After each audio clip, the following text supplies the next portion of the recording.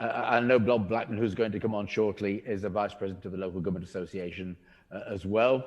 And we'll we've got a smaller number of them on the panel, on the committee today than usual. I think for obvious reasons, some members are in the chamber with the statement being made, and others are involved in various legislative committees with a heavy burden of work in the House currently. But nevertheless, we are proceeding, and thank our witnesses for coming today. Perhaps we could just begin by asking the witnesses to introduce themselves, and we just, in order, if you could. Would like to come in first? I'll go first, if you like. Yes, yes. Hi, I'm Professor Cathy Parker. I'm a Professor of Retail at Manchester Metropolitan University. I'm also co-chair of the Institute of Place Management, and I'm the research lead for the High Streets Task Force. Right, thank you. Shall I go? Yes. Hi, I'm Bill Grimsey. I'm a retired retailer. I previously was the chief executive of companies like Wix, Iceland, and Focus Do It All. Since my retirement in 2012, I've published 3 documents, the Grimsey Review 2013, the Grimsey Review 2 2018, and in June of this year, I put a team together to produce a Build Back Better Grimsey Review COVID-19 supplement in order to try and assist with the debate as to what we should do during this terrible period and how we might recover afterwards. Okay, and I think you've been before us before to give evidence as well. Yeah, I have. So welcome back. Thank you. Right.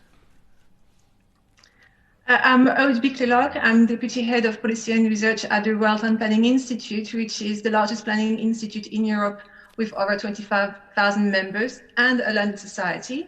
I'm also visiting professor at the WHO Collaborative Centre for Healthy Urban Environments at the University of the West of England and chair of the High Street Task Force Professional Research and Data Group. I'm speaking here in my RTPI capacity, not as chair of the High Street Task Force PRDG. I'm not a planner by training. My expertise actually lies in research methods. Right. If I may, could I just make sure I got the pronunciation of your name right? It's Professor, or the pronunciation of your name? Biclercq. Perfect. Okay. Oh, perfect. Right. I just want to make sure I get it right. That's absolutely proper. Right. Thank you very much. Bob Blackman has joined us now as well.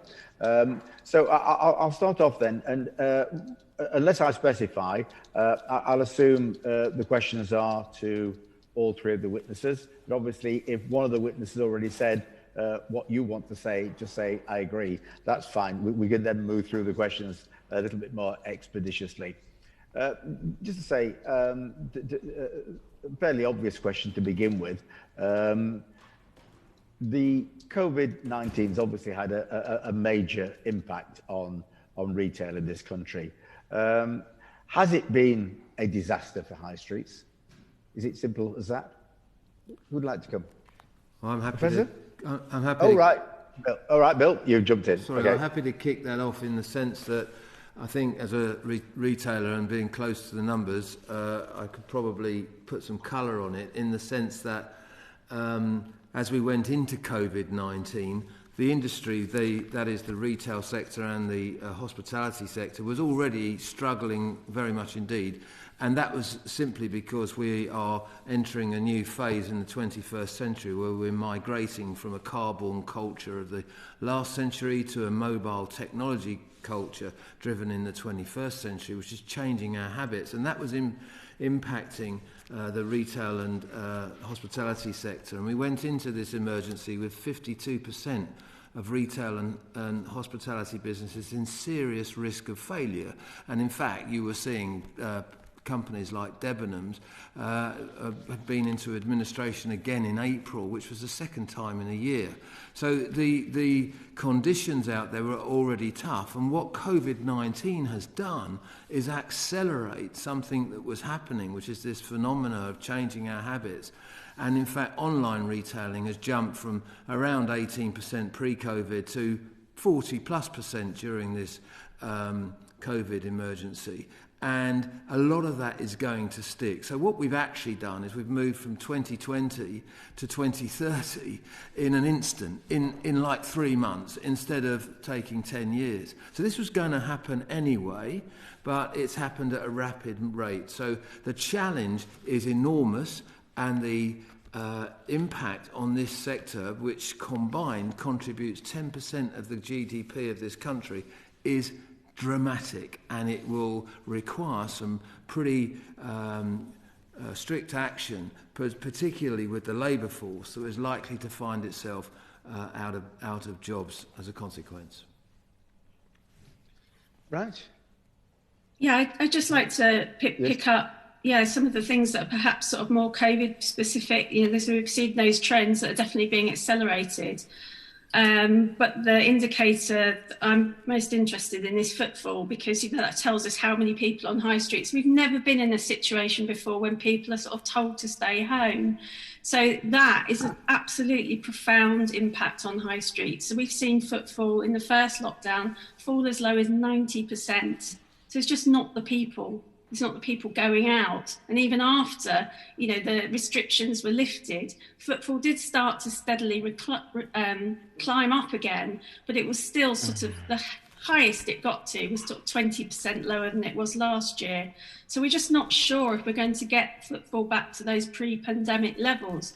There may have been some really quite major shifts in the way people live and work now that might just mean that, a lot of those businesses, some of those high streets won't be viable, but it has sort of restructured our centres in some way. So we see the larger centres that are suffering the most, but the smaller centres, smaller towns and district centres, that absolutely, they've seen a bit, they're a bit more resilient because people are working from home. So they will go to their local shopping parade rather than, pick up shopping on the way home as a commuter, for instance.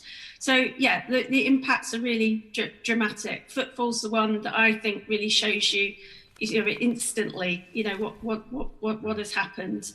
The offer, like Bill was saying, we've seen a decline in retailers. That's a sort of more steady decline.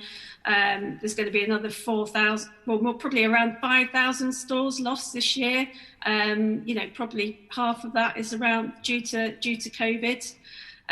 These high street and town centre businesses are just in a very, very precarious position. Since COVID, we've interviewed, we've surveyed high street businesses, and more than 50% of the businesses said they've lost more than half their takings, even after restrictions had lifted. So around about a third said they'd lost all their takings under lockdown, but then when restrictions lift, they'd still lost half their takings. So we can only imagine that's going to be repeated with this second lockdown.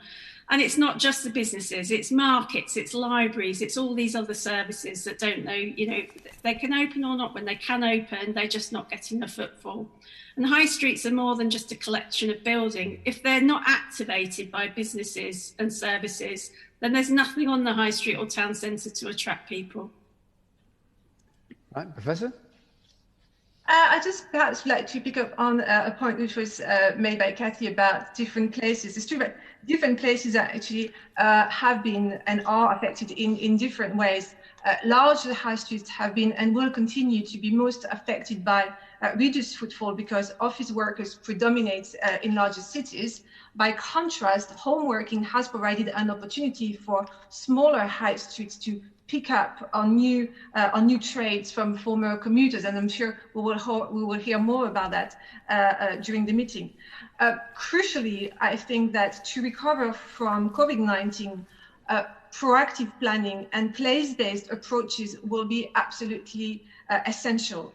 And this means very much identifying the distinctive features of each town centre and high streets and involving residents, workers, businesses in decisions about their future. And my final point here is that despite its devastating impacts in the short and medium terms, in many ways, this pandemic provides an opportunity for high street to become again a focus for the exchange of goods, services, and social interactions if, and this is an important point, if important lessons from the pandemic are learned, such as the need to make the high streets appealing and accessible to a wide range of people, and making sure that what is on offer in our high streets and town centers is consistent with other critical issues around health, inclusion and diversity, and green recovery.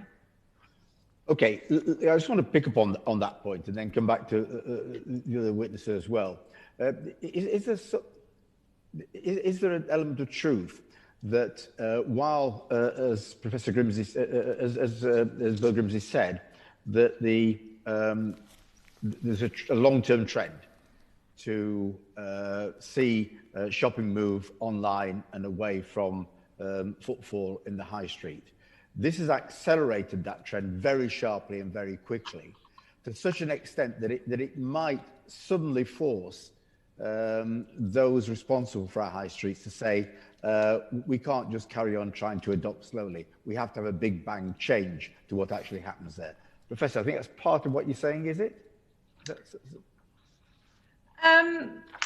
Yes, I suppose in terms of online shopping, then historically the trend has been for retail expenditure to grow year on year, and growth was actually expected to continue despite Brexit. Now, the percentage of expenditure on internet shopping was projected to plateau at around 30% of all expenditure around 2030, but ONS data for June 2020 indicated that the proportion of online spending was 32% in June, after peaking at over 33% in May. So all this very much suggests that less retail expenditure will continue to be spent on the high street and town centers, and more online. Now, the key really is really to get people back on the high street, and to do so, bespoke solutions created as inclusively as possible are likely to be the most effective, I think. And Bill, I mean, do you think this could be the shock that means the system has to respond rather than hoping it can manage a slow decline?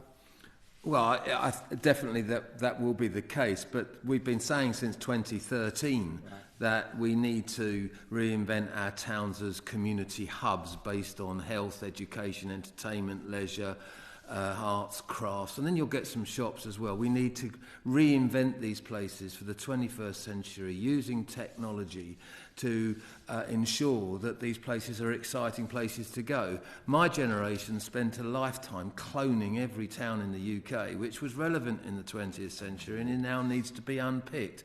And it certainly is the case that up and down the country, this message has been getting through to varying degrees. And what I've found during COVID, and I'm still getting lots of contacts from local authorities and the District Council Network and the LGA, that it is recognised that this change is needed. And what COVID has done is said, well, let's get on with it a bit more. And the government has provided, through the Housing Fund and the task force that it's set up, this catalyst for these changes to take place with money being spent. The key is that we need everybody up and down the country, every local authority, to step up to the plate, leadership to be redefined, and we need what we call localism on steroids, and we need communities to take the responsibility for their towns and to compete for people to live, work, play and visit based on their heritage. And then you can curate the place accordingly and making it exciting and different. And that's what the 21st century is about. And the final point to make on this issue is that sitting behind COVID is still climate change, and it hasn't gone away. And the young people of today understand the importance of getting this right. So whereas my generation deseasonalised fresh food and we provided an environment where you could buy anything you like any day of the week, we will see this change to local produce coming back onto the markets and into the towns, and we will see a change in people's attitude. And COVID can help that, because we've all woken up and smelt the fresh air in the last lockdown, and we're about to do another one. Yeah, I'll just follow up with one additional point, and then I'll come back to Cathy to answer as well. But there's some comment that, all right, this may be an absolute shock to the system, but is it a necessary shock? Because I think there's been comments that the evidence of COVID transmission in non-essential retail is very limited. So why did we have to basically close it down for Christmas? Well, in my view, the issue of lockdown and COVID is a discussion that could take all afternoon. And in the house behind me, they're doing that now. So, but the fact is that we do need a healthy town centre that deals with a pandemic. And in our review, we called for a kite mark, standards to be put out there. And you know, in a war council would have these standards out there for every town to adhere to. And I think we could deal with COVID and retailing in a way that made it completely safe. But having said that, there's no evidence out there that I know of that retail or hairdressers or those other services on the high street have been the problem. Maybe pubs and hospitality has been a problem, but the retail side of it, we are not seeing any evidence to suggest that keeping retail open would be a problem. But I'm really not qualified to jump in on the COVID lockdown argument. Right. Okay. Right. Cathy Parker.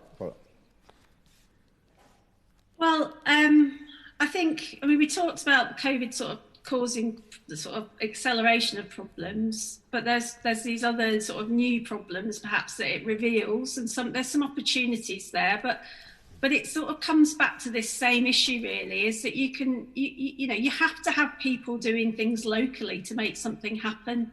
You can come up with like a list of the answers and the things to do, but you still need someone to go and do it. And I'll give the example of markets. We'd started to see markets that were enjoying something of a renaissance, but I think they're under threat again from COVID. The National Authority of Market, British Market Authorities, surveyed over 100 of their markets in September. And their survey results said 85% of market operators believe their market to be a risk. And that was a rise from 35% in May. And this is when we've got evidence coming in, just as you were saying there, Clive, that, we know transmission isn't as great in outdoors. So if we've got markets that we know are safer places to trade, then why are they more under threat now? And that's going to be what local decision making and what evidence are people using locally. And that is really key to all of this discussion. How we come out of COVID, how we deal with these bigger issues around climate change and the recession that's going to come. It's going to need action locally.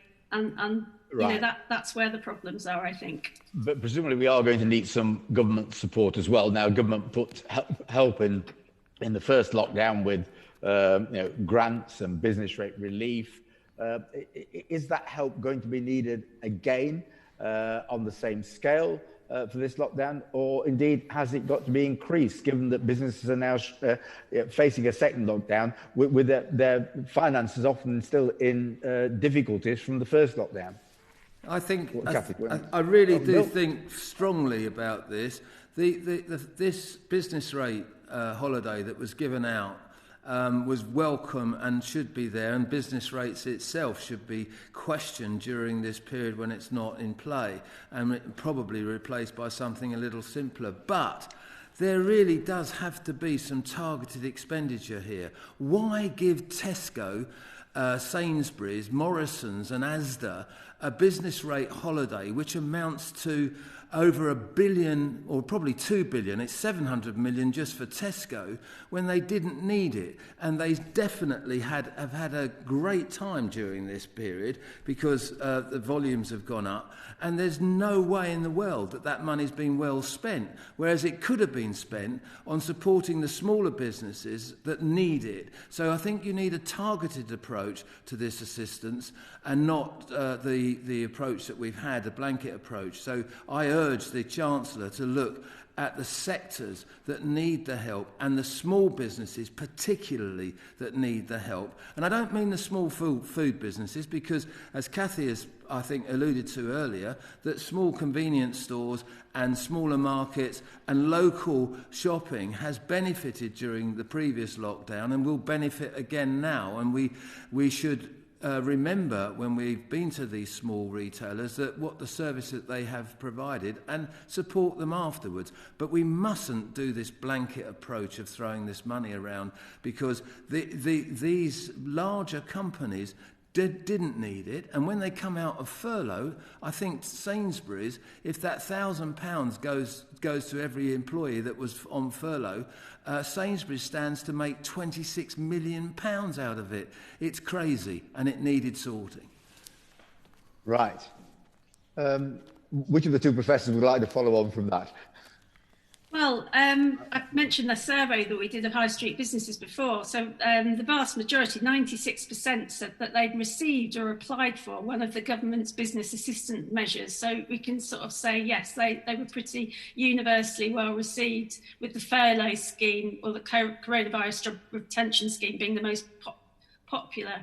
Over 70% of high street businesses use that. So it's really good news to hear that that's been extended.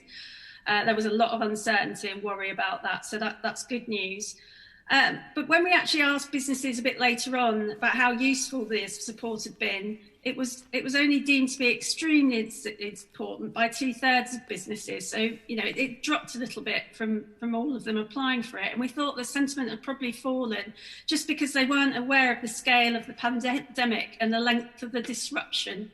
And how much more restrictions, how that's all gradually unfolded. And I think that's one of the problems when things get announced. It's not so clear to businesses what's going to be coming next. So that's something I think that's perhaps a little bit problematic. The sort of things that have been worrying business, what they've been saying that they want next time, is that not a cliff edge to sort of furlough schemes. The idea that they're just going to end on that day, even though we might be going into different tiered approaches across the country, that's concerning. They're obviously going to continue to need support with other costs, not just wages, so rent. Is a concern, not just to the people paying it, but also the property owners that need to receive it. And the extension of the rates holidays bill said that was well received. But I think we need to sort of pick up some of the sectors that are a bit overlooked last time. There's sort of self-employed, there's lots of micro businesses in high street spaces that might be in units where they're not rateable, so they've fallen through the cracks. It's picking up some of those. And I know a lot of the retail and hospitality businesses were concerned that there wasn't really enough support to help them. What they felt that they weren't really there to enforce protective measures, like make sure people had face coverings, but they wanted a bit more help in terms of how they could advise people to do that, or what they could do, if things were sort of going wrong. So yeah, I think there's a lot we can learn from that first lot of support. In summary, very well received, but yeah, we can learn and hopefully do things a little bit better this time round. Okay, thanks. I think the point has been very well covered by the other two witnesses. I would just add that we also welcome measures such as the business rate holiday, grant payments, and the job retention scheme. However, we believe that, as Cathy mentioned, the one-size-fits-all approach should have been reconsidered as uncertainty unfolded. Tailored solutions actually could have been provided to the leisure sector as well, for instance, and to those businesses which were able to continue trading, but who did require the same level of support as those forced to close their doors. Okay, thank you very much. We'll move on now. Mary Robinson's got some further questions. Mary. Thank you, Chair. The impact of COVID seems to vary between whether we're talking about local high streets or large urban centres. What's your view on whether local high streets have actually done relatively well compared to large urban centres? And if so, what's the reason for their success? And is it a sustainable success? Well, there's no doubt that local businesses and local centres have benefited from the previous lockdown. Where I live, 200 yards away is the best Italian deli in the southeast of England, and it's been mobbed during the last lockdown with queues down the street. So he's done very, very well. And it's true to say that people have learnt that working from home is not as bad as it might seem. And so therefore they've been shopping locally, and therefore the bigger town centres, the city is a classic example in London, is a shadow of its former self in terms of footfall there. So there is a massive change taking place, but I do think that it's short-lived unless people enjoy that experience and maintain it afterwards. There is an argument for the 20-minute town centre within the vicinity of where everybody lives. That will come in the 21st century, and that's the opportunity for local authorities to look at. And so I do think there will be a move away from the big out-of-town stuff as we migrate from a car-borne culture, as I said earlier, to a technology-based culture in the 21st century. After all, we need town centres that are going to be carless. We need we're obsessed with car parking. We should forget it. It's not important. By 2050, there won't be cars inside towns. So we should start planning for it now. So there's the long game, and then there's a short game. That in the short term, lockdown benefits local stores, no doubt about that. And the other sort of town that did quite well over the summer were, the seaside towns and holiday towns, with people not going on holiday.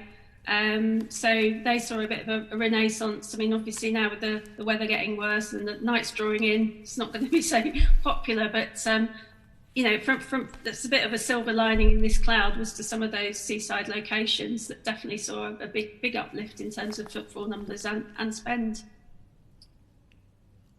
I think that, in fact, there are various data sets on the topic of why some high streets are doing better than others.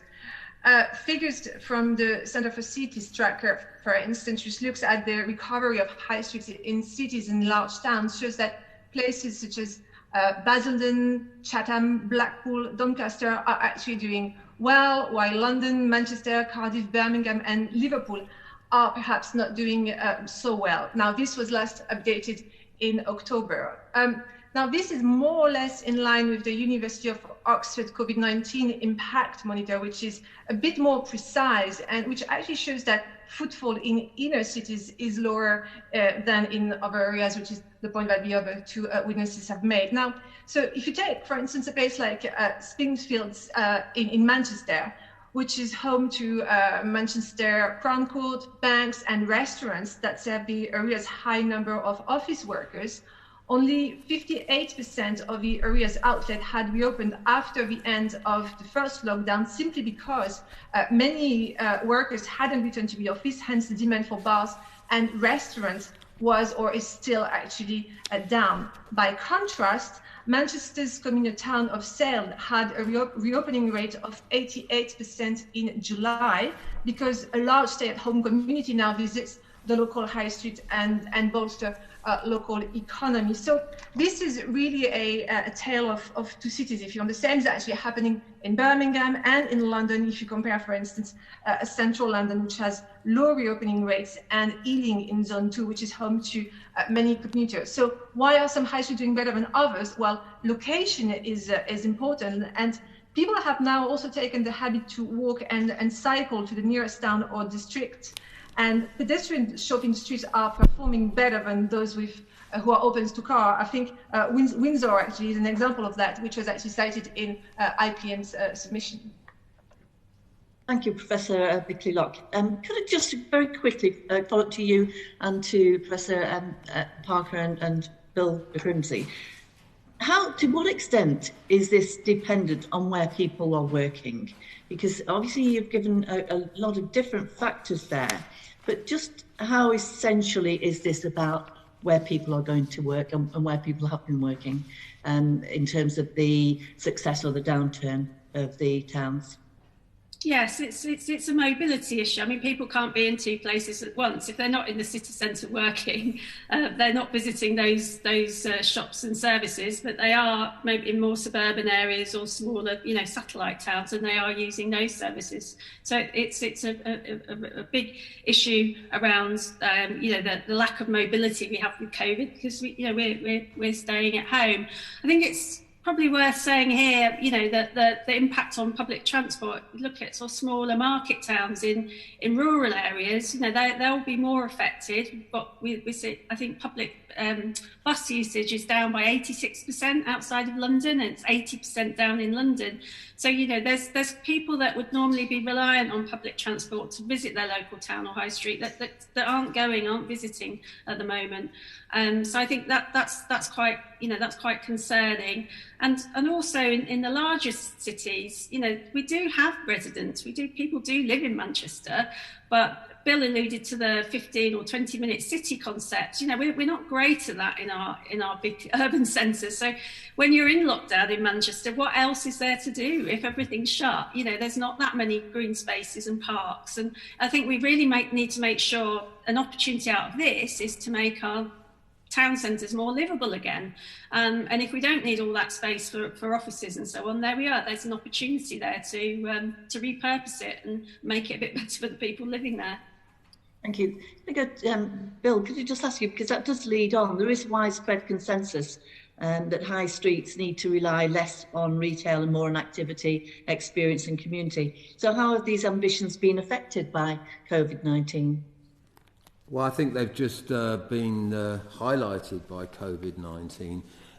What this has done is provided an opportunity to experiment. And if we saw post-lockdown, towns had pedestrianised town centres in a different way, even albeit on a temporary basis.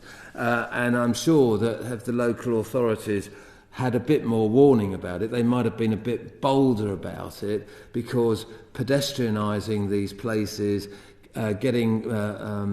enabling mobility of people to enjoy walking around them without masses of cars and traffic is an exciting experience. And then you can create space with which to work. But I would like to just highlight that this was taking place up and down the country anyway. There were towns with great leaders. Stockton-on-Tees was an example in our 2018 review, and Neil Schneider, who was the chief executive of Stockton-on-Tees local authority, is one of the authors of the current COVID supplement that we published in June.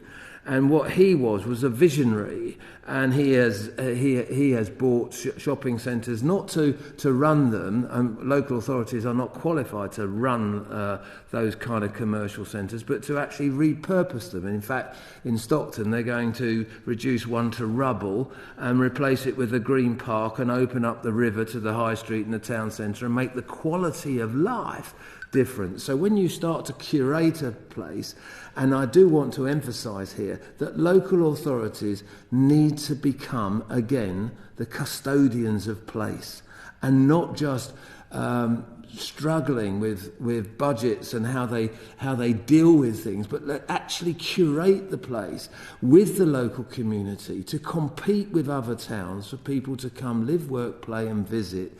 And we've got wonderful heritage in our towns up and down the country. We can put small green pocket parks into these places to make them much more quality places to visit and have activities going on. And I see a very bright future with that. And pre-COVID, there were towns doing it, and there are towns talking about it. So we've made some great strides since 2013 when we first highlighted the need to repurpose towns. But COVID has now provided an opportunity for central government to perhaps say to local governments, what do we need to do to help you look at those longer term plans and do it and to put them together? And the biggest thing they can do is, how do we upweight the leadership in our local authorities? How do we, when I go out and speak to these people, I was with a leader of a council the other day, I said, could your chief executive run Tesco? And they said no. I said, well then there's your answer. You've got a huge town here. You need someone with the commercial nous as your chief executive to be visionary and put a business plan together to make our places for my grandchildren to be places they want to be in. Thank you. Bill, have you a view on out-of-town retail as against high street retail and its success and the differences in the way that they've been impacted by COVID? Well, out-of-town retail has been impacted in the sense that because we were in lockdown, people were shopping locally. But, you know, when it comes to food and essential retailing, the big three have it covered anyway because they've got local stores in Tesco Express and Sainsbury's Local and all that kind of stuff. So as organisations, they did extremely well out of it. I'm not anti the big four, by the way. I think they do a splendid job, and I think they've done a splendid job. They just don't need the help that they've been provided with, that's all. And I think going forward, out-of-town convenience and cars will continue to be something that as communities we want to use, but they won't necessarily just be for shopping. They'll be for different kinds of experiences as well. Got some more things to add there, Mary, if you want to. Yes, Cathy, yes, please. The COVID has displaced some activity to out of town. I mean, we had started to see retail parks lose a bit of their allure, and footfall was dropping on retail parks and vacancy rates were increasing. But retail parks have actually seen footfall, which is 15% better, if you like. I mean, it's still a drop than in high streets and shopping centres because people perceive that they're safer. You know, they can drive there. I think there's other things, they're coordinated opening hours, so you sort of know if you go at a certain time, everything's going to be open. It's not really like that in the high street. So they've got, you know, some advantages in that. But you know, we've always seen when the research we've done, out of town is you know, it's a big threat to town centres, more so than the internet. The internet is more, you can have internet sales alongside in-town sales. You know, you get a lot of multiple retailers and also small businesses now, so multi-channel. But with out of town, people are either out of town or, you know, they're in town. So it's much more of a competitor to in-town retail. Thank you. Thanks, Cathy. Professor Bickley-Locke, do you have anything to add? Maybe something about the point which was raised earlier by the other witness about experience and community. I think it's a very, very important point. And I would like to tell you about a piece of research that we are currently conducting at VRTPI. We are currently analyzing comments left by people and their online newspaper articles dealing with issues about the high streets, because obviously it's very difficult at the moment to organize focus groups or interviews with people. So mining the web is pretty much what we can do. So what we're trying to do really is to assess whether public views about the high streets have changed with COVID. So what we do is that we compare comments posted before the outbreak of the pandemic with comments posted online each month from May to August 2020. And what we found, I think, is very interesting and also very much in line with the conclusion of the Build Back Better report, which was offered by Bill. And this whole idea about repairing the social fabric, which I think will be very, very important. So what people, not experts, what people are saying now and what they were saying back in May 2020, right during the first wave, when all the non-essential shops were closed, is exactly the same thing that they were saying 2 years ago about the high street. Basically, health concerns and social distancing have very little to do with the demise of or the death of the high streets. Coronavirus is simply speeding up changes. Now, let me read you a comment which was recommended 117 times by readers on the Guardian website. And I'll start the comment. Most high streets are little more than a collection of charity shops, mobile phone vendors, fast food chains, and cafes. They are also devoid of parking space and lighting in public transports. Shops are open during exactly those times of the day when the majority of adults are at work. One thing that coronavirus is doing is speeding up change. The decline of the high street will be further accelerated by all the social changes that this pandemic is bringing about. For example, all the people who have never considered internet shopping but are now shopping online. Thank you very much. Sorry. Oh, sorry. I haven't. Did I finish my point? Or? Oh, sorry. Yes. No. So what is also very interesting, is that what people are saying they're missing the most from their high streets, it's social interactions and the ability to socialize. So I think that, and this is my concluding point on this, over the last few years, I think we've heard a lot about the necessity to put back the experience at the heart of the high street. But this concept of experience, I'm sorry, for me, is a little bit subjective or wishy-washy.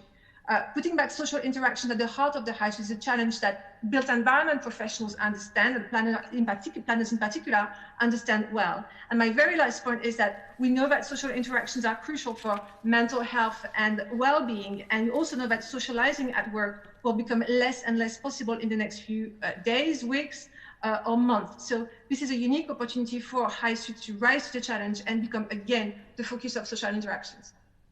Thank you very much. And I'll pass back to Clive now. Thank you. Thanks, Mary. And I'll pass over to Ian Byrne. I'll just say to all our witnesses now, we are going to be constrained for time.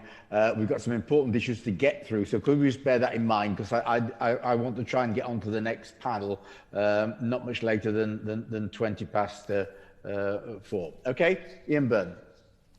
Thanks, Clive, and thanks, Mary. And just before they make me point, I think what Bill said before about curating towns will be music to the ears of many council leaders instead of talking about budgets. I know Mike, Mayor of Liverpool, will be delighted to talk about curating Liverpool instead of budgetary problems. So I'm going to touch on the online shopping now. So online shopping has grown faster than projected, as Bill outlined, with some projecting online sales to reach 50% by 2025, 5 years earlier than previously expected. Amazon, amongst others, are going to benefit massively from the lockdown. Jeff Bezos' personal fortune has recently rose as high as 200 billion, as his stock market valuations have soared. So is this growth unstoppable, or is it just a reaction to the lockdowns? I'll ask Cathy first. Well, some of it, I mean, if you plot the graph, you can see there's been a steady increase in online sales. So some of it is, you know, a sort of a fairly steady growth, but there's peaks that we're seeing right now, which I think are COVID specific. And then online sales went as high as 32.8% in May, but they fell back down a little bit in June, and then they were back to 26.1% in September because non-essential retail had opened up again. So, you know, people could go shopping somewhere else. So it's with us, you know, it's not going to go away online, but I think some of those big peaks we're seeing are COVID related. And also remember, there's quite a difference across categories. So there's still not that much food online, you know, people, and that's, you know, Bill mentioned that, you know, a growth in people going to local convenience stores and using their local shops for food shopping, which is, you know, good for the environment. I mean, there's quite a lot of environmental costs we don't really talk about with online, but when, you know, you're wanting to make a big difference to the planet, then you do need to factor those things in. So I think, you know, some of what we've seen is COVID specific. That's you know, important to bear that in mind. Thanks, Cathy. Ord? Sorry, I'm afraid I don't have anything else to add to that. I very much endorse what Cathy just said. Thank you. Bill? Not much more to add except to say that online shopping will grow and will continue to grow, and COVID has accelerated that. So we need to just get used to it and curate our town centres in a different way. And I do just want to make one very quick point. Experiences in towns based on heritage and activities and events are not wishy-washy. They actually work. If you go to Stockton-on-Tees, which has 97 events a year, it creates footfall, and as a consequence, you get commerce around it. So it does work. Absolutely, absolutely. So I'll move on to the next point now. Clive's terrified that it's a brevity of answers. So, do the advantages given to online shopping by the pandemic make a stronger case for an online sales tax to introduce more fairness and wealth distribution to reinvigorate our high streets? And this has been touched on by the previous committee, which who agreed on a sales tax. So I'll ask Bill to come on with that. Seems shaking his head. There's absolutely no way that government should interfere with markets by introducing a tax to penalise one route to market just because it happens to be more successful than the other. They didn't do that when they had out-of-town shopping versus town centres, and they shouldn't do it now with online shopping. It's absolute nonsense. What they should do is get rid of the business rates completely, replace that archaic tax, possibly with a sales tax. 2% on retail sales in this country would produce exactly the same amount of money that is produced by business rates on the retail sector, and that would level the playing field overnight. And finally, instead of talking about that, why don't I start taxing Amazon properly rather than through allowing them to get through the back door the way they do? Because Amazon are going to grow in this next 4 weeks, and Black Friday has come at a great time for online retailers. This lockdown is playing right into their hands. They're going to have a bumper time because of this lockdown. Black Friday and Cyber Monday is going to take off big time, and the big bricks and mortar retailers are not going to participate in that. That's very clear. It's a good answer, actually. Cathy? Yeah, not much to add. I mean, the devil's always in the detail when you're talking about tax. So I think let's try and, we don't want unintended consequences, as Bill said.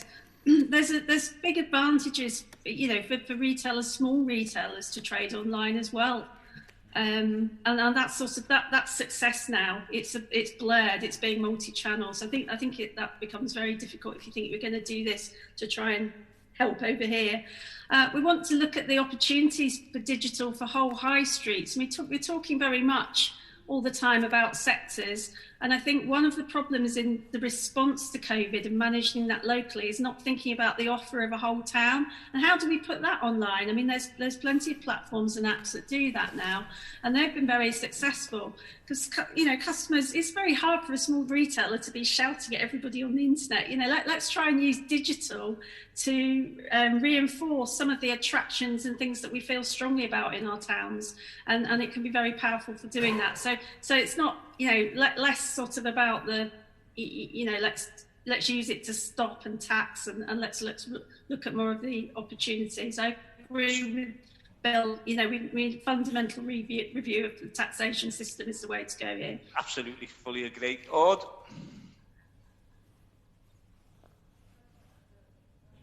Are you just on mute, Ord?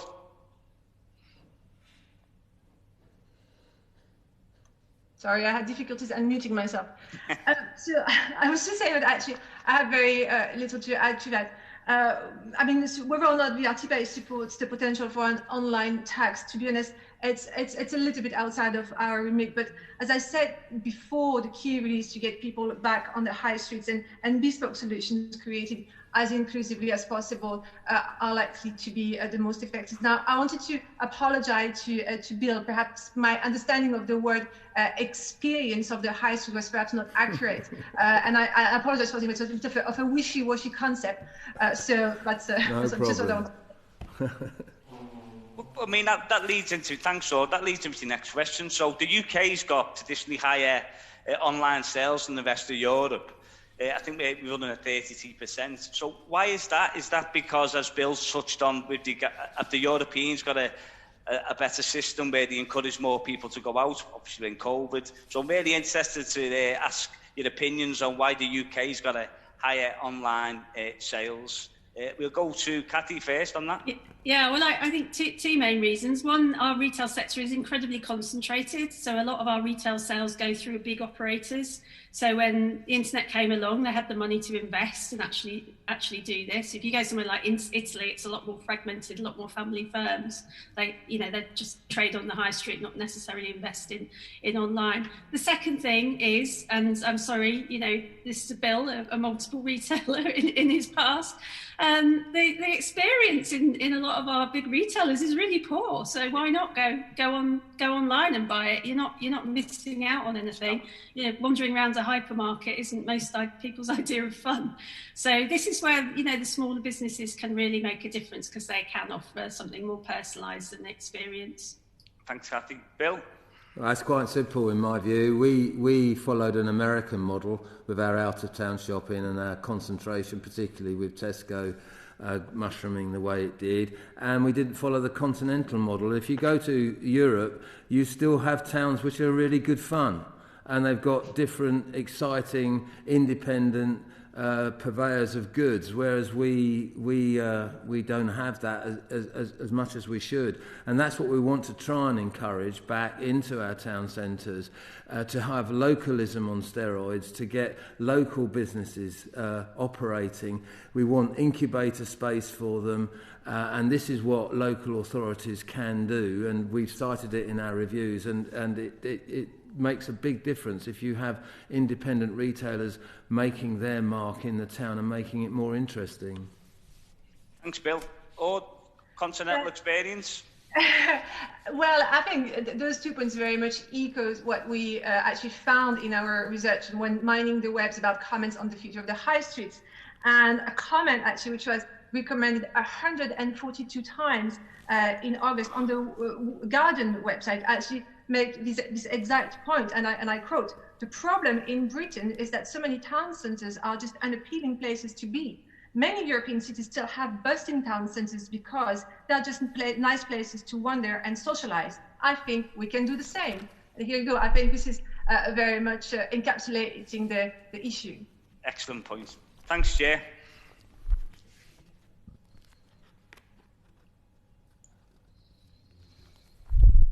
So I think I got muted. Bob Blackman. Yep. Thank you, Clive. And apologies for being slightly late at the beginning, but I was in the statement from the Prime Minister on COVID-19. One of the things that we as a committee, when we did our last report, were concerned about was that the High Streets Task Force might just become a talking shop, not actually do anything. It's been in operation for just about a year. What do our witnesses think of its progress so far? If I start with Cathy, and then I'll go on to Bill and then Ald. Just to. Okay, so I need to declare my interest here in that I am the research lead of the High Street Task Force. Well, that's why I thought I'd start with you. Manchester Metropolitan University, we were successful in the tender for the contract to run it. So I might be a little bit biased in that, but I'll let my other witnesses hopefully come in, although I know that they're both experienced with it too. This has been my career for the last sort of 25 years, and I'd sat on a lot of committees and groups that had just talked about what needed to change. And we were really pleased that we got the contract, because we are all about helping people make that change. It's not a huge contract. It's £8 million over five years. It means that the High Street Task Force can offer a lot of online tools, materials, data, that sort of thing to local place leaders and partnerships that are trying to make a difference. We've done things like develop a COVID-19 recovery framework that's been very well adopted. And it's just helped places sort of, hit the ground running in terms of what do we need to do if we're going into crisis, what are the steps we need to follow in terms of coming out the other side. So most of the support the Task Force has offered so far has been in that distance way. We've been running webinar series. We've had over 3,000 delegates, registrations, people sign up for the webinars. We've got 1,000 dashboards that we're just about to release that will help people monitor the recovery of in town centres. So yeah, I think we've done a lot in a year. We're going to start deploying the experts. When I say experts, is from the professional bodies that we work alongside to help local authorities and other areas tackle sort of the big barriers. What is really stopping change in that location. So I'm pleased with what's achieved. On the other hand, there's 6,000 high streets, I think, in England. It's not enough to get round and help everywhere, especially in a hands-on way. And the other thing is my point before, you know, the task force needs a group to work with. It can't make those changes happen. There needs to be that local capacity and leadership, you know, to interface with the task force. And I'm afraid, you know, I think that is lacking in a lot of places, and I think that's going to be the big issue. We don't have enough Neils. You know. So how realistic is it to expect local leaders to give their support, given they're struggling already with their finances before COVID? You know, is it realistic to expect local leaders to be doing this right now? No, I think we need to look at increasing that capacity. I mean, you know, that's one of the issues that I see with a lot of the funding that goes in is all about capital funding.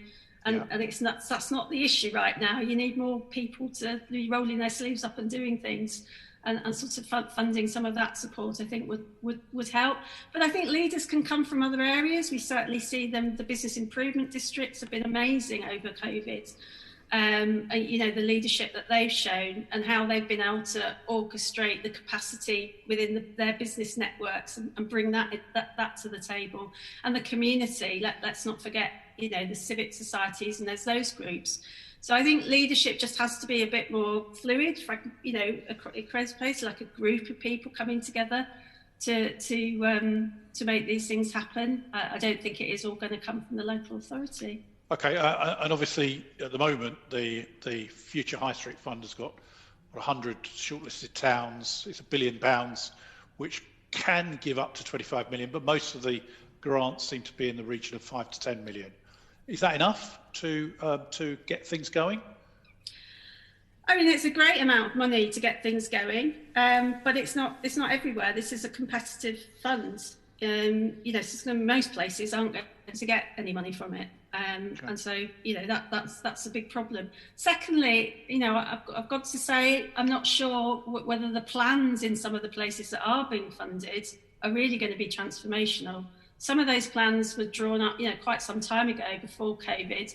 A lot of them, I think, have not had the involvement from the business and community that perhaps they really need to get real buy-in and really make a difference. So I think it's, you know, the money's brilliant for the places that get it. We need to make sure that they're spending it on plans that will really make a difference. And of course, you need more, because most places won't be getting that investment.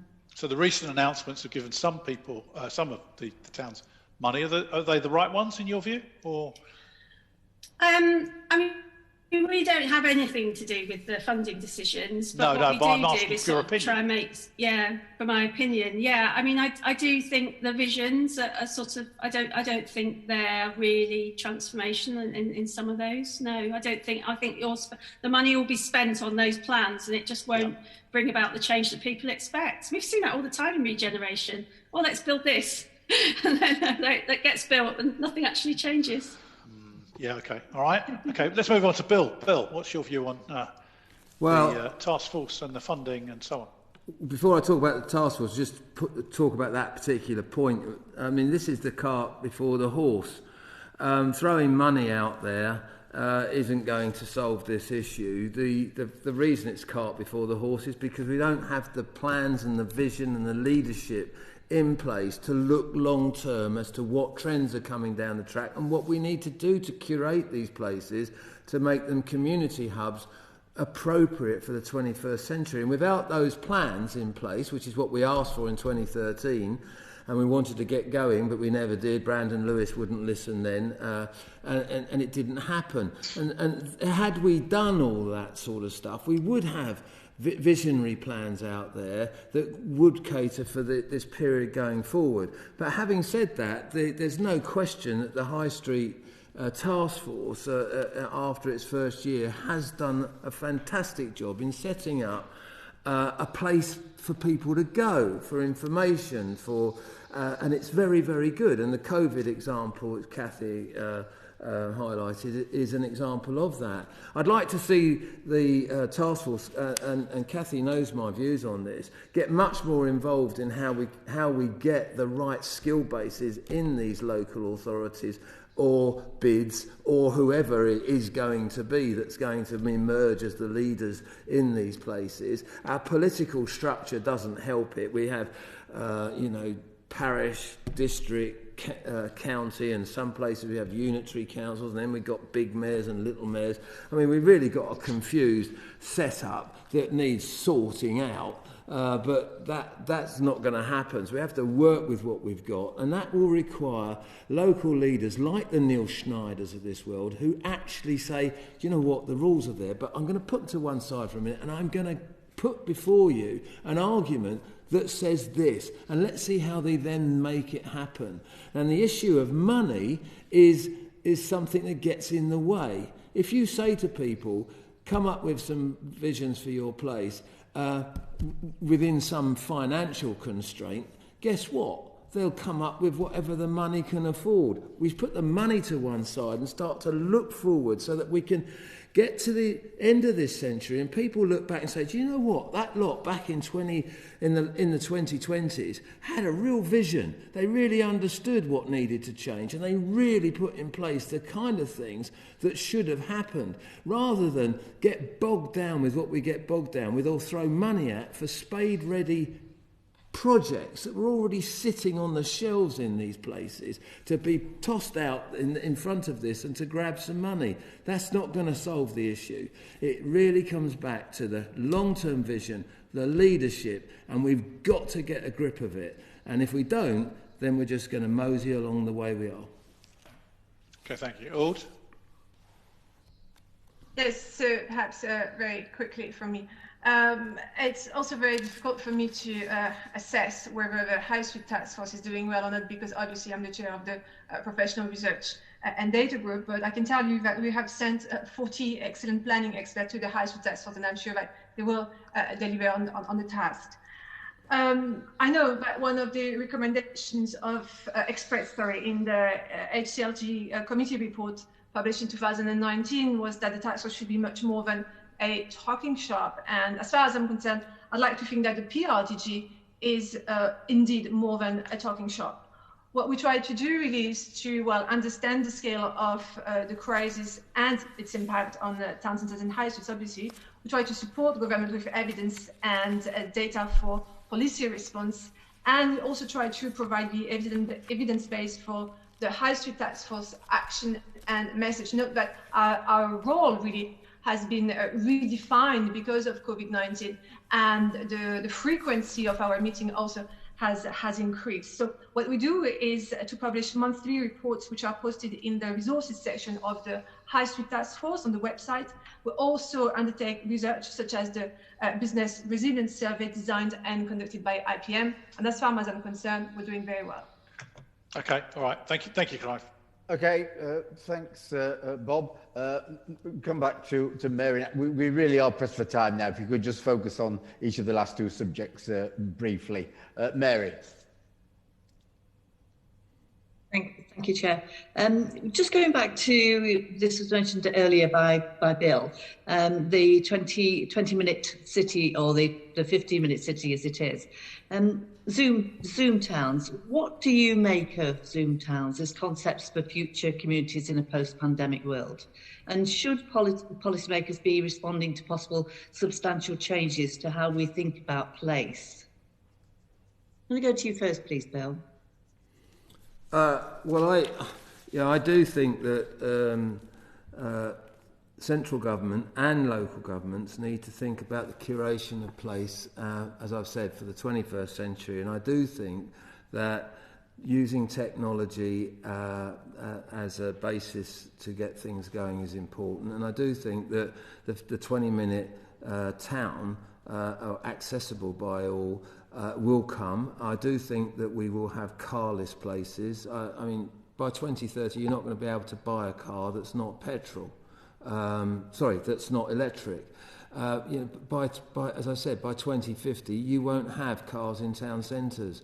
And we're not thinking about how to get that and to curate these places for mobility, for people to enjoy the experience and to get to these places. And that's why it's so important that both central and local governments need to start thinking about how to create these places that will accommodate 21st century living. Don't forget, young people aren't going to be driving cars. Not like, I couldn't wait to drive a car when I was 17, but that was back in 1969. Crikey, that's a long time ago. These youngsters won't drive cars, and they won't even have Ubers. They'll call up electric things that come and pick them up. It's coming at us fast. Let's get bogged down with COVID. Let's look forward and create places which can be local, and they can make local economies work. And the final point, and I'll shut up then, is that I think the recovery from COVID and the economic recovery from COVID is linked to climate change, and is essential that local economies drive the national economy recovery and not the other way round. That's what will work, and if we can get local economies working and enterprise working locally, and we can make town centres at the focal point of it, it will work. So localism on steroids again. Thank you, Bill. To Auden, Cathy, have you anything to add to that? Yes, in fact, on the 15 minutes model. So we have actually recently published a report on healthy placemaking, which very much focuses on the solution designed by planners to overcome problems associated with the design and delivery of healthy places. And there is certainly an appetite from planners and from the built environment to implement new models such as the 15-minute city, but also the 20-minute neighborhood, which has been around for a while in Australia and now in Scotland. And this is because, as Bill said, those models very much propose to address the convergence of current challenges around health, but also around climate emergency and economic recovery. Now, what I think is crucial is that the successful implementation of those models will very much hinge upon adequate investment and funding, and dare I say it, adequate investment in planning. But successful implementation of those models will also require leadership as it relates to placemaking. Hence, for us, the necessity of having a chief planning officer at the top table in local authorities to provide a long-term vision, engagement with communities, and certainty for development. Cathy? This is what sort of ties everything together to that earlier point. This is what we want to see as the vision. We want to see the visions making people's quality of life better, and then living longer and having these, good, strong local economies. So we know that there's a professional support to make this happen. What we need is that leadership now, and to make sure that there is the buy-in for this. We've seen in the low traffic neighbourhoods, there's sometimes, quite a big, a small but very vocal backlash to some things. And you can understand it from retailers' point of view. If, outside they were relying on car parking, all of a sudden that's been taken away. Look, we've got to take everyone with us on this, and that will take some time.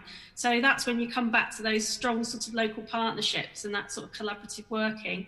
And that's the bit that takes a bit of time, and that needs that sort of skills investment. It's a bit of the jigsaw that's missing at the moment. Just leading on from that in terms of the policy making and policy changes, if you like. Before the onset of the second wave, the government was encouraging workers to return to offices to help keep businesses afloat and to avoid ghost towns. Is it realistic to try to save businesses which rely almost entirely on people working in and commuting to offices 5 days a week? Well, you can't, business in high streets, retail was always location, location, location. You are where your footfall is. If your footfall's not there, then that means your business is going to suffer. You can try and make the footfall go there, but it's like pushing water uphill, really, and we saw that, didn't we? People went, and we see that in the footfall data. It doesn't take a government announcement for people's behaviour to change, because they start deciding the risks themselves, and they start deciding where they're going to be and where they don't want to be. So, we've got people are adjusting to living from home. I was talking to a director at Ernst & Young recently. They're saying their productivity had gone up. They didn't expect that to happen. But, a commercial business now isn't going to want to spend high rents in city centres if a lot of those people can work more efficiently from home. So we're going to be with this, but thank goodness for the planet, it's a lot better. The 15 and 20-minute cities means that we can walk and cycle, but we can't expect that change sort of overnight. That's why it's so important to take people with us, and that's why the community and local businesses absolutely got to be part of this. Thank you. But if you anything to add, Bill? I just want to say, just as a specific, if you go into these smaller towns, you walk around them, you see wonderful buildings that are banks generally, historically, and they're all going to go. I tell every local authority when I get there, what are you going to do? In 5 years' time, there isn't going to be a bank here. They're going to go. They're going to leave town. And these places can now be used for hot desks, for people to go, because people have worked at home because of COVID, but the evidence is that they are lonely, but they're quite happy to go down somewhere that's got great Wi-Fi, it's got a good coffee shop, that's got a buzz about it, they can work away with a meeting room. I mean, that's what you can curate space around. And that, in turn, will turn the property market upside down. I mean, the commercial property market is facing a cliff edge again based on offices and retail. And they've got to rebase the pricing, and it's got to change. But you can use these buildings for other things, and that's what I like about the opportunity this offers up. Talking on the theme of using the businesses for other things, prior to COVID-19, the emerging trend was that retailers were turning empty or low-use retail spaces into office spaces. So is that now just a regressive step, given that most people will be working from home for the foreseeable future? Is it as stark as that? Can I take this question? Can I address this question? I think that, as ever, in fact, evidence on the topic is actually quite mixed, because it's true that at the beginning of the pandemic, some companies such as Twitter, the big techs, Facebook, had announced that, for instance, staff could work from home like forever. There was this big enthusiasm for working from home. It's true also that the CEOs of big banks, such as Barclays, for instance, had said that putting 7,000 people in an office might be a thing of the past. But I think that more recently, what we've seen is that companies are saying that actually working remotely isn't always great after all, because projects take longer, collaboration is a lot harder, and training new workers, for instance, is also a struggle. So some companies are actually saying that this is perhaps not going to be sustainable in the long term. Thank you. Thank you, Chair. Okay, thanks. Bob Blackman. Yeah, just very briefly, turning to the planning white paper and the effect of the planning white paper on high streets and town centres. I'd just like the views of our witnesses on two issues. One is the changes to use classes and how that may undermine the town centre first approach. And the second is the opportunity, which we've just been talking about, which that of commercial space no longer being used, either for retail or office space, does mean that there can be more conversions to residential use, which would then give the opportunity of repopulating towns and cities and then generating the footfall that the high street needs. And I'd just like the views of our witnesses very quickly on those particular aspects. Can I start with you, Bill, first? Yeah, I think this white paper is overly concerned about housing and town centres and the delivery of housing. I mean, housing is going to play an important part in the 21st century town, but it's the quality of that housing that's important, and it's the quality of the living space around it that's important. So in the intensification of housing and density in town centres, with little attention to green and open spaces around them, but it will make the quality of life better, is important. And that brings it back to the local plan and the local vision, how you combine the housing that you're going to bring into the town centre, which is actually very important, with the wider aspects of actually taking whole streets out and putting in small pocket parks that will enhance the way in which we live. And the final point I'd just like to make, that the 106 levy that used to happen with developments going on in towns, it seems to be that seems to be a bit woolly in what I've seen so far. And who will pay for the town centre improvements in the future if we've not got any 106 money coming through? And I just think that planning reform should be about the quality of place and not just the housing delivery. So if we could see that I would support it. And then finally, the issue of local authorities having control of and custodians of the place is so important. We must stop the appeal process, allowing a national officer to come in and override what local authorities and hopefully underneath it local communities have said, no, we don't want that, to actually say yes. And we've got to stop that, because that's happening even as I speak now, and that process has got to be dealt with. Thank you. Aude? Yes. So in terms of the creation of use class here, we believe that it will very much have an anticipated impact on the town centre first policy. The intended effect of providing flexibility across high streets and town centres with the new Class E is evident, but this flexibility will also apply in out-of-town centre locations. And as such, it's now possible to repurpose larger footprint uses such as gyms and offices to retail uses outside of town centres without any consideration of the impact this may have. In particular, the potential to take more retailers and other uses away from the high streets. Regarding the introduction of residential accommodation into a town centre. So first of all, let me say that we very much regret that the government did not give enough weight to one of the key recommendations, in fact, of the HCLG report of February 2019, which flagged the potential harm to high street and town centres from uncontrolled PDR. Yep. But having said so, and on balance, we welcome the introduction of residential accommodation into a town centre. However, there should be controls to ensure that the location of new residential accommodation is not prejudicial to plan to support or improve the town centre economy. There are currently no control to stop residential incursions into what may be regarded as key commercial areas, which could frustrate or contradict plans to refocus commercial activity within a centre.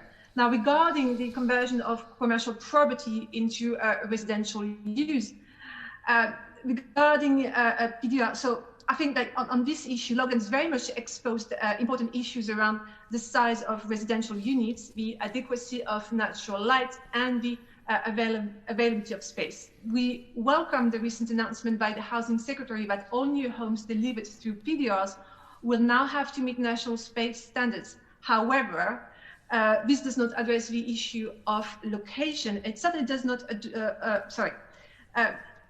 if, for instance, you look at examples of conversions such as Newbury House in Ilford in East London, which is an example of a conversion from offices into residence space via PDR in 2018, it's right by the A12. It does not provide any communal space, let alone playground for children. It's bound to have high levels of noise and pollution. Even if this development was to meet the minimum space standards, it would still fail by any other placemaking criteria, simply because it's in the wrong location. Thank you. Cathy, final word. Yeah, well, much to add to that. I mean, talking from a place management sort of point of view, if you talk to the bids, you know, the Class E, they welcome that on, you know, flexibility. It's much better that businesses can be, you know, more flexible in terms of what uses they are, different times of the day and so on. You know, not every business can be rigidly classified in the same way as we did in the 1950s. So that's good. But they're very concerned about the threat that means to, you know, using that flexibility in out-of-town locations, as all said. I think the biggest concern sort of around the conversion to residential is whereabouts. You know, you don't want to disrupt your core of your town centre, and you know, so there's got to be some control over that. And also the difference between upper and lower floor uses. You know, the residential, whilst it can create footfall for the town centre, at the ground floor level, it's very boring for other people to be walking past. So, you know, let's think about living over the shop again. I know, I don't know, I've been doing this for 20 years. It seems to come back every 5 or 10 years, but it would be great if we could be doing more residential above commercial units that then attract people to the town centres. I think the trouble is, as we, you know, the market will sort of dictate that people will be doing the things that's going to get them the most sort of value for their property or rental value, and that is a threat. We've already seen the pressure that's put on commercial office space in London, so we do have to be careful that we just don't really undermine our, you know, the functionality of our town centres. And also when people are living beside, you know, noisy sort of activity, whether it's bakeries in the morning or nightclubs, you know, important cultural value venues, you know, they move in and we're not really happy with this noise, but, you know, this is the sort of character of that town and what really attracts people to it. So, so that, you know, we can't have a sort of simplified version. This is what planning does. It negates all these sorts of discussions and tries to build, you know, the consensus in the interests of the town centre. Okay, thank you very much. Okay, thank you, Bob. And thank you very much to all our witnesses, and came give such detailed and thoughtful responses to a whole range of questions. That was really helpful to the committee. Thank you very much indeed.